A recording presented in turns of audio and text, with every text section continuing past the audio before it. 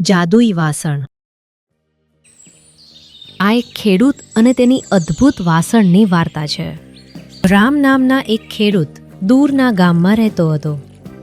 રામ નાનવાન અને સારા સ્વભાવના વ્યક્તિ હતા. તેની પાસે કેટલીક એકર જમીન હતી. તે એક સારો ખેડૂત હતો. પરંતુ જ્યારે અન્ય ખેડૂતો વાવણી કરતા અને પાક કાપતા ત્યારે તેની ખેતરમાં ક્યારેય પાક નહોતો થતો. રામ ખેડતો અને ખેડતો, પરંતુ તેની ખેતી ક્યારેય ઉત્પાદક નહોતી. રામા, તું દરરોજ ખેડ કેમ કરે છે? વર્ષોથી આ મિલકતમાંથી તને એક પણ પાક મળ્યો નથી. તને આ મિલકત વેચીને ક્યાંક સારી જમીન ખરીદવી જોઈએ. મારા પૂર્વજો આ જમીનના માલિક હતા. મારા ભાઈ, આ એ જ માટી છે જેમાં તેઓ પહેલા ખેતી કરતા. હું કદાચ ભૂલ કરી રહ્યો છું. હું પ્રયત્ન ચાલુ રાખવાનો ઈરાદો રાખું છું. શુભેચ્છાઓ ભાઈ. કોઈ પણ કિંમતે રામે પોતાની ભૂમિ છોડવાનું ઇનકાર કર્યું. તેને દિવસો સુધી કંઈ ખાધું નહોતું. જીવિત રહેવા માટે તેને ફળો ખાધા. તે દરરોજ ખેતર ખોદવા ગયો. હું ખેતર ખોદી રાખીશ ત્યાં સુધી કે મને ખબર પડે કે મારી જમીન કેમ પાક ઉગાડતી નથી. દર વર્ષે હું વાવેતર કરું છું. મારા બીજ ક્યાં જાય છે? રામે વારંવાર ખેડ્યું. હું થાકી ગયો છું. આખું ખેતર રામે ખોદ્યું. તેણે અંતે બપોરના અંતે તેમાંથી વિરામ લેવાનું વિચાર્યું. આ સમયે રામ એટલો ભૂખ્યો હતો કે તે ખેડવાનું ચાલુ રાખી શકતો નહોતો. જ્યારે તેની ખોળે જમીનમાં ઊંડે કંઈક સાથે અથડાઈ ત્યારે તે ખેડવાનું બંધ કરવા તૈયાર હતો. આ શું હોઈ શકે? આ કોઈ પ્રકારની ધાતુ જેવી લાગે છે. કેવું વિશાળ વાસણ! આ તો અજબ છે. ખેતરમાં એટલું ઊંડું દફનાયેલું ધાતુનું વાસણ.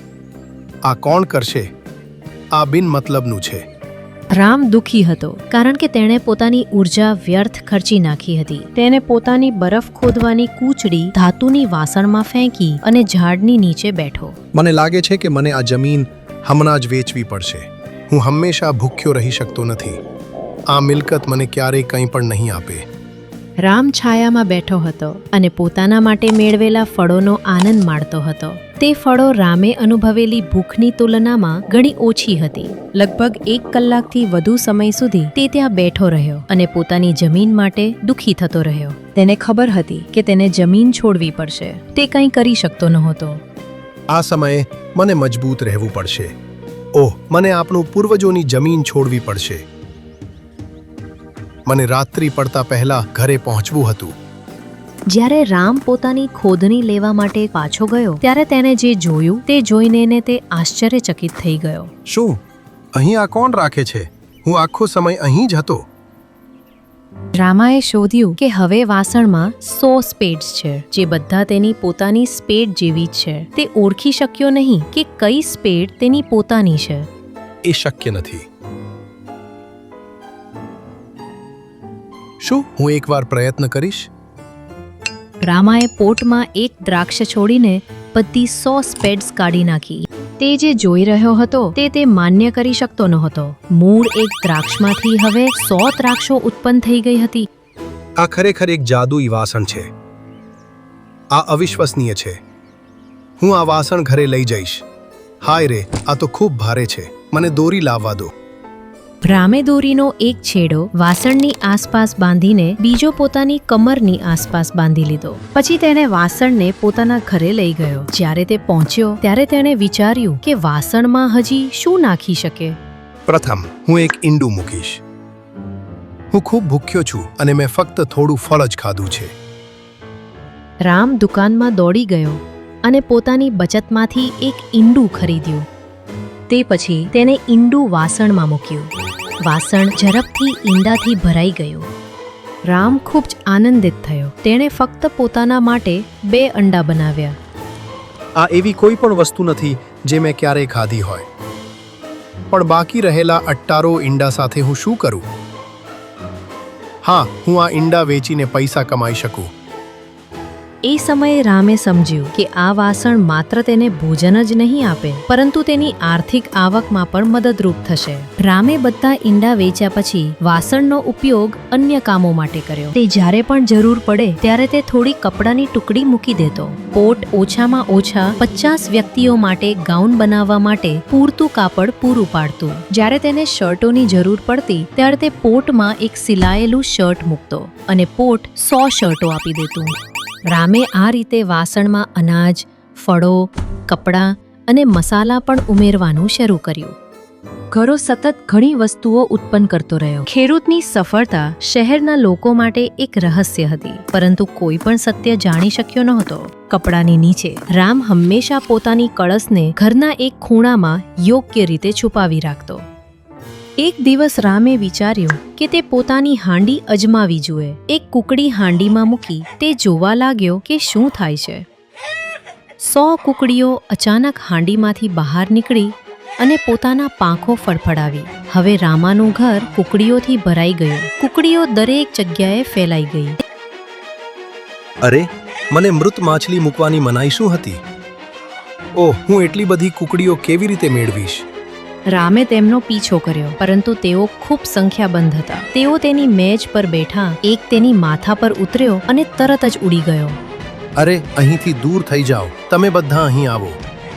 પરંતુ કુકડીઓ ડરી ગઈ અને બધે વિખરાઈ ગઈ. અચાનક થોભો, ઓ નહીં! પક્ષીઓમાંનું એક ઉડીને પાછું વાસણમાં વસ્યું. ફરી એકવાર 100 કુકડીઓ બહાર કૂદ્યા. અરે, મારું ઘર ચિકનની પાંજરે બદલાઈ ગયું છે. હવે હું શું કરું? તે પછી રામે તરત જ વાસણ ઢાંકીને તેના ઘરના એક ખૂણામાં મૂકી દીધું. પછી તે તેના ઘરમાંથી ભાગી ગયો. બધી કુકડીઓ તેની પાછળ દોડી. શહેરના લોકો રામના ઘરમાંથી એટલી બધી કુકડીઓ ભાગતી જોઈને આશ્ચર્યચકિત રહ્યા. કેટલા બધા ચિકન! મને આ વાસણનો ઉપયોગ સાવચેતીપૂર્વક કરવો પડશે. રામ જાણતો નહોતો કે એક રાજસૈનિક તેની વાત સાંભળી રહ્યો હતો. જ્યારે તેને વાસણ વિશે ખબર પડી ત્યારે તે સંપૂર્ણ પરિસ્થિતિ જણાવવા માટે ઝડપથી રાજા પાસે દોડી ગયો. એક જ વાસણમાંથી એટલા બધા પક્ષીઓ ઊભા થયા. આ કેવી રીતે થાય છે? આ તો જાદુઈ વાસણ લાગે છે.